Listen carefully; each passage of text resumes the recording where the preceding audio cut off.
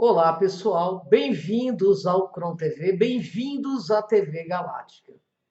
Bem, hoje eu vou falar sobre a morfologia de alguns ETs. E se eles fossem diferentes de nós? Será que você já parou para pensar nisso? Então, assista o Conexão X aqui agora e saiba um pouquinho mais sobre esse tema. Pois é, pessoal. E se alguns ETs fossem diferentes? Bem, todo o maquinário químico da vida, toda a bioquímica, pessoal, é baseada no átomo de carbono, pelo menos até onde a ciência sabe. Se quisermos entender a diversidade, a abundância da vida no universo, precisamos nos perguntar se essa é a única opção. Talvez a alternativa mais popular, pelo menos na ficção científica, seja a vida baseada em silício. Bem, temos aí os xenomorfos da série Alien, ao gigante verme espacial em Guerra nas Estrelas, e muitos outros. Então, por que os escritores de ficção científica gostam tanto da vida baseada em silício? Porque é realmente a perspectiva sem carbono mais promissora devido à sua semelhança química. Também é mais abundante aí na Terra do que o carbono. Então, a vida pode ser sim baseada em silício? E se sim, por que não somos baseados em silício? Quando dizemos que a vida é baseada em carbono, não queremos dizer apenas que a vida usa muito carbono. Queremos dizer que, literalmente, todos os aspectos da maquinaria molecular que compõe a vida são baseados na química de carbono. As cadeias e anéis de carbono formam um andame para uma enorme variedade de moléculas que permite a maquinaria bruta da vida do DNA, RNA, aminoácidos e proteínas e todas as estruturas construídas por eles. A bioquímica é, por definição, a química do carbono. Na verdade, os bioquímicos nem mesmo escrevem carbono em suas fórmulas. Eles apenas desenham linhas curvas e sabem que deveria ser um átomo de carbono. Então, por que o carbono é tão favorecido pela vida? É só que a primeira forma de vida era baseada em carbono, então todo o resto ficou preso a esse átomo, seria isso? Ou a química baseada em carbono é realmente a única maneira pelo qual a vida pode acontecer em qualquer lugar, sempre? Bem, em última análise, a incrível utilidade do carbono se resume à maneira como ele se liga a outros elementos que permite o equilíbrio certo da reatividade e estabilidade. Para entender isso, precisamos pensar em energia. A natureza sempre tentará chegar ao estado de energia mais baixo possível. Uma banana de dinamite, por exemplo, está em um estado de alta energia, devido a todas as energias armazenadas, né, nas ligações químicas da sua nitroglicerina. Se os átomos encontrarem um caminho para um estado de energia mais baixo, eles irão em frente, liberando explosivamente essa energia no processo de conversão do nitro em moléculas menores.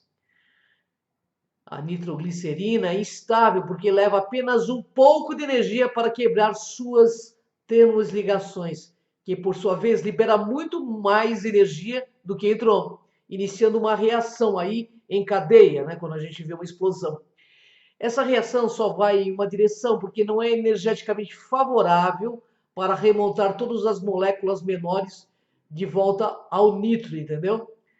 Bem, a vida é basicamente uma reação química constante, contínua. Você não quer que a química da vida seja unidirecional. Você não quer que todos os ingredientes crus acabem nas mesmas moléculas excessivamente estáveis, sem volta, né? Isto significa que a reação acabou, o que para a vida significa bem, a morte, entendeu?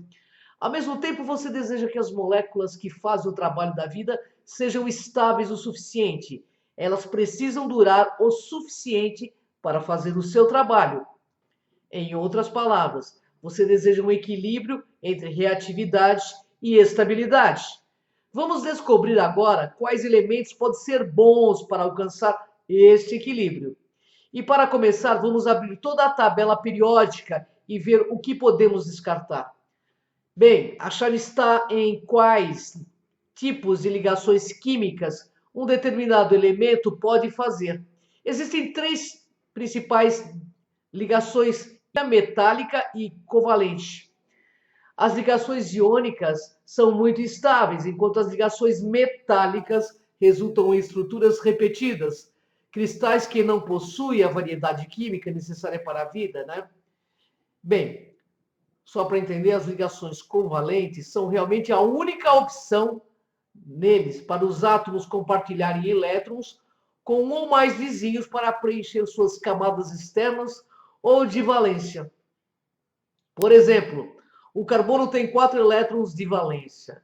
Ele quer 8 para estabilidade máxima. Ele alcança essa estabilidade conectando-se a 4 átomos de hidrogênio e compartilhando seu único elétron. Isso também dá a cada um desses átomos de hidrogênio mais um elétron para preencher suas próprias camadas de valência, entendeu? O resultado desse arranjo é o metano. O legal das ligações covalentes é que existem inúmeras maneiras de fazer esse compartilhamento de elétrons, permitindo uma enorme diversidade e modularidade. Por exemplo, se removemos um hidrogênio de 2 moléculas de metano e juntá-las, você terá o etano. Agora substitua um dos hidrogênios por um oxigênio e temos o etanol. As ligações covalentes são a chave para as estruturas moleculares complexas e resilientes, necessárias para a vida. Com isso em mente, podemos olhar para a tabela periódica e descartar todos os elementos que formam principalmente ligações iônicas ou metálicas, que na verdade são a maioria dos elementos. Estamos mantendo as coisas boas para formar ligações covalentes, mesmo que às vezes também se liguem de outras maneiras. Também podemos descartar os gases nobres, já que eles quase não são reativos, e os halogênicos, porque são demasiadamente problemáticos. É difícil fazer com que formem ligações covalentes com mais de um elemento ao mesmo tempo, e quando reagem com algo, geralmente é de maneira explosiva. Embora possam formar ligações covalentes, esses átomos são tão grandes que o núcleo não retém os elétrons com força suficiente, levando as moléculas perigosamente a serem fracas. A propósito, esta é a razão pelo qual o arsênico é tóxico. As células podem acidentalmente construir moléculas usando arsênico no lugar do fósforo, devido ao fato de terem o mesmo número de elétrons de valência. Quando isso acontece, as moléculas resultantes se quebram, destruindo estruturas importantes na célula ou interrompendo processos importantes. E se isso acontecer muito, a célula morrerá. No final, ficamos apenas com 7 elementos: hidrogênio, carbono, nitrogênio, oxigênio, silício, fósforo e enxofre. Desses, todos menos o silício são considerados blocos de construção fundamentais da vida na Terra. Outros elementos são usados pela vida para funções muito específicas, mas hidrogênio, carbono, nitrogênio, oxigênio, fósforo e enxofre são os mais importantes. E destes, o carbono é de longe o mais crítico, porque fornece a estrutura de toda nossa bioquímica. A razão pela qual é bom para isso é que ele forma laços fortes consigo mesmo e o faz de várias maneiras. Na verdade, dos 6 blocos de construção da vida, apenas o carbono pode formar estruturas de 1D e 2D consigo mesmo. Em nosso processo de identificação de elementos que podem ser úteis para a vida, chegamos aos 6 principais blocos de construção mais o silício. Mas por que o silício foi tão descartado pelos estudos da evolução? Ou pela própria evolução? Isso parece estranho, porque o silício é quimicamente semelhante ao carbono, também tendo 4 elétrons de valência.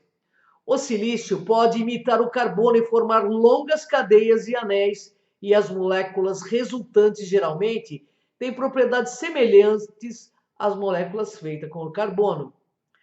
Bom, Apenas para dar apenas um exemplo, podemos fazer óleos de silício e eles têm a aparência de outros tipos de óleo também. É o único outro elemento capaz de formar estruturas covalentes complexas e suportar uma grande diversidade de moléculas. Apesar de tudo isso, a vida na Terra usa menos silício do que muitos oligoelementos, como o ferro. Isso parece ainda mais estranho quando você lembra que o silício representa mais de 28 da massa da crosta terrestre em todas essas rochas silicáticas. Por outro lado, o carbono compõe apenas cerca de 0,02 da crosta. Isso nos diz que o carbono deve ter vantagens substanciais sobre o silício. Por que eu estou falando tudo isso? Para a gente entender outras possibilidades. Então, vamos falar agora sobre alguns dos problemas do silício como base para a criação da vida. Um grande problema é que as moléculas à base de silício tendem a ser muito reativas à água do que à base de carbono. Na verdade, embora a química do silício seja extremamente diversa, as moléculas de silício mais complexas são instáveis na água. Você pode ver como isso seria um problema para a vida baseada em silício em nossa Terra, muito aquosa.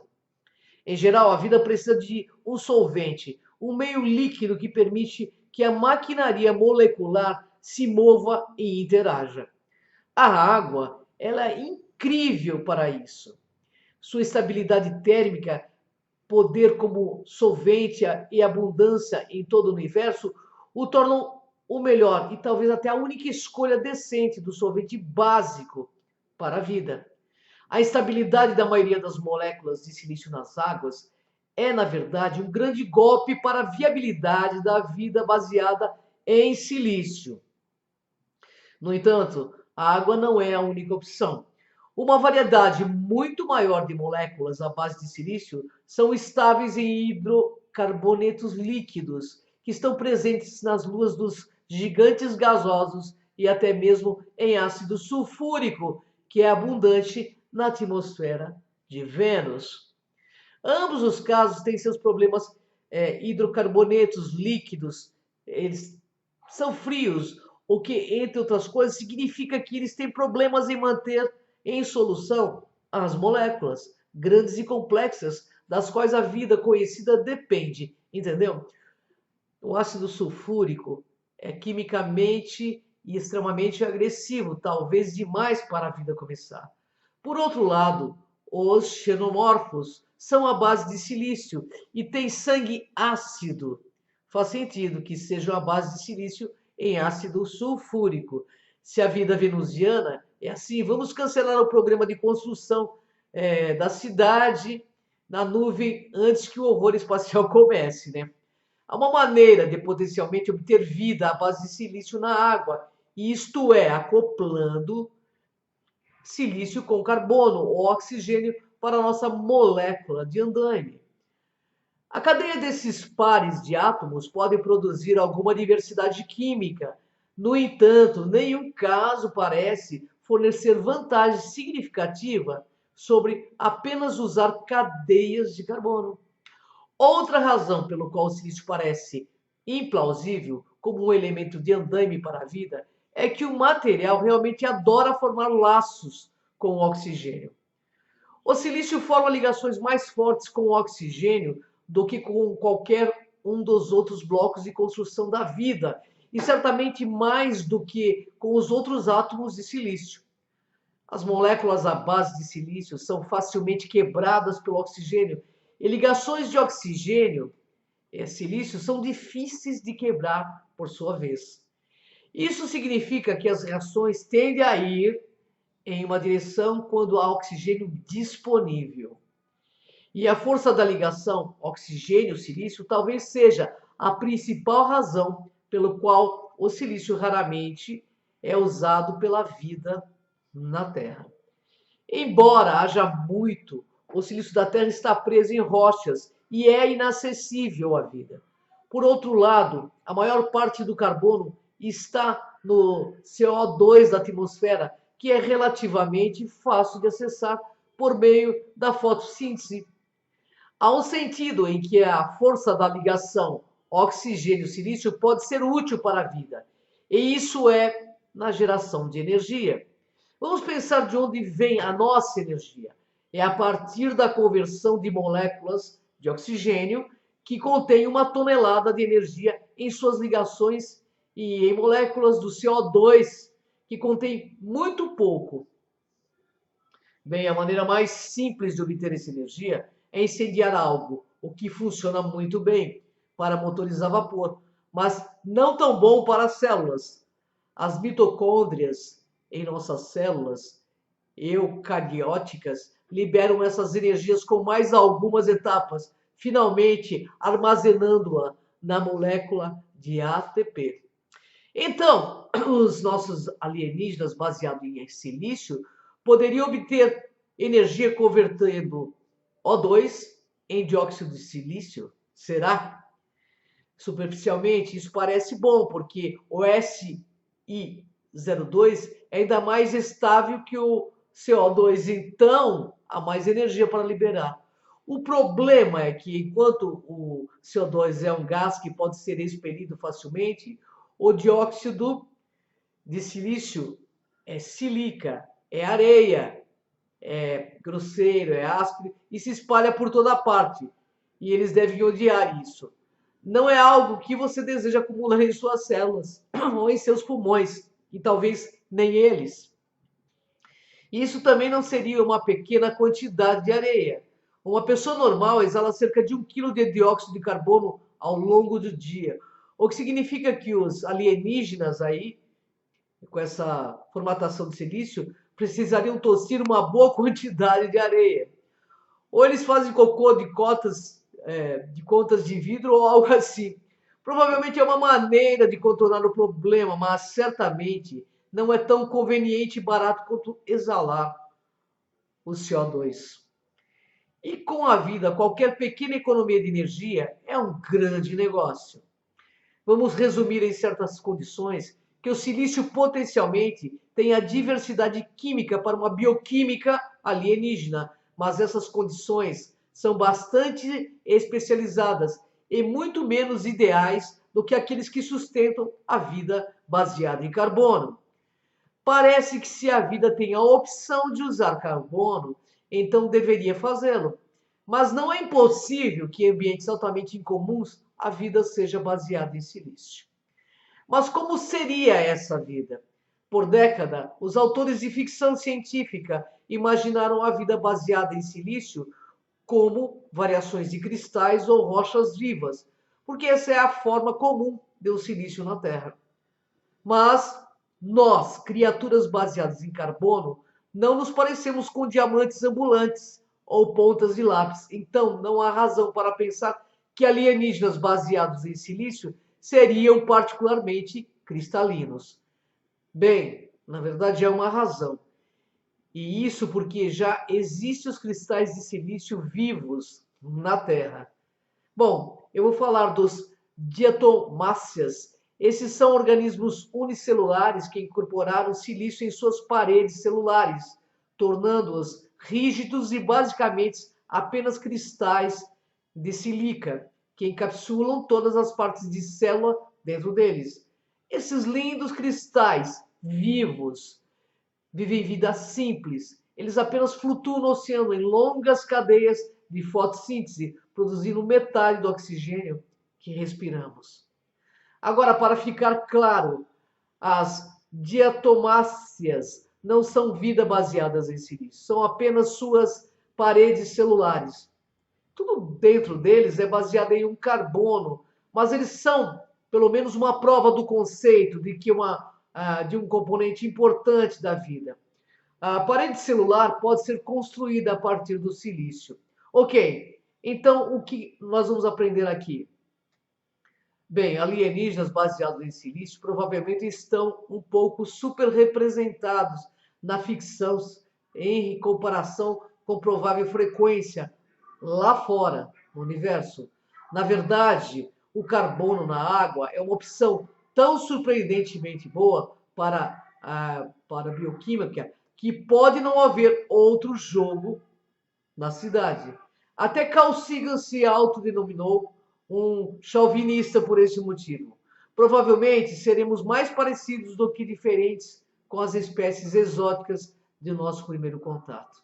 Mas não vamos ignorar os lagos de hidrocarbonetos de Titã ou as nuvens ácidas de Vênus, onde criaturas baseadas em silícios podem expandir nossa noção do que é possível na variedade da vida, no espaço e no tempo. A questão é, será que a vida fora daqui tem que ser exatamente como é a nossa? Mas uma grande parte provavelmente é. Então fiquem preparados, porque o normal é ser diferente. E eu penso que nós teremos, assim, uma grande surpresa de ver que as diferenças que podem chegar não são tão grandes. Pessoal, essa aqui é uma matéria meio chata, falei tudo isso, mas é que foi me colocado sobre ficção científica e a vida no silício. Então eu trouxe uma pequena explicação sobre isso. Gratidão, até o próximo Conexão X. Beijo no coração de cada um de vocês. Até mais, pessoal. Até.